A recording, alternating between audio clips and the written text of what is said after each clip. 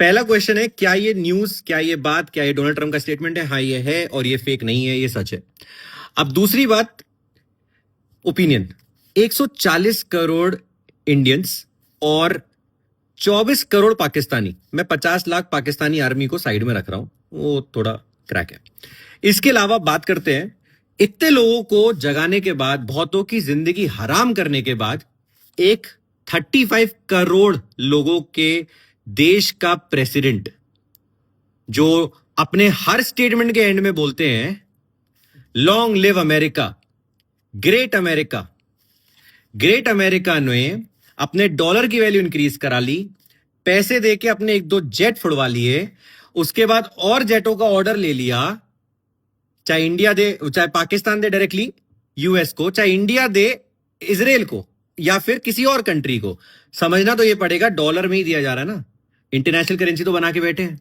उसके बाद आकर अपनी स्टेटमेंट दे दी, चाहे इंडियन गवर्नमेंट ने दी हो चाहे ना दी हो। और ये स्टेटमेंट क्या है? After a long night of talks mediated by the United states, जिसमें एक साइड से हम लोन दे रहे थे और दूसरी साइड से हम बोल रहे थे आईएमएफ से लोन दे रहे हैं, यूनाइटेड नेशन से बोल रहे हैं नहीं वॉर रोको।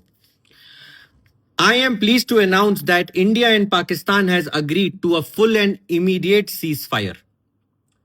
इंडियन गवर्नमेंट 4 दिन से मिनिस्ट्री ऑफ एक्सटर्नल अफेयर्स अपनी रिपोर्टिंग दे रहे हैं, उन्होंने नहीं बोला, ये बोलेंगे। Congratulations to both countries on using common sense and great intelligence, which probably the great president could not use. Thank you for your attention to this matter. Well, we did not need yours.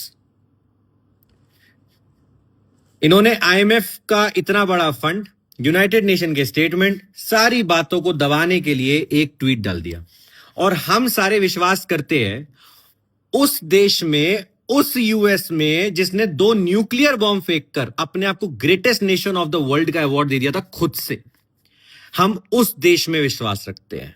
हम उस देश में जाना चाहते हैं जिनके 34 करोड़ लोगों ने इन भाई साहब को वोट दिया था और प्रेसिडेंट बना दिया था यूएस का।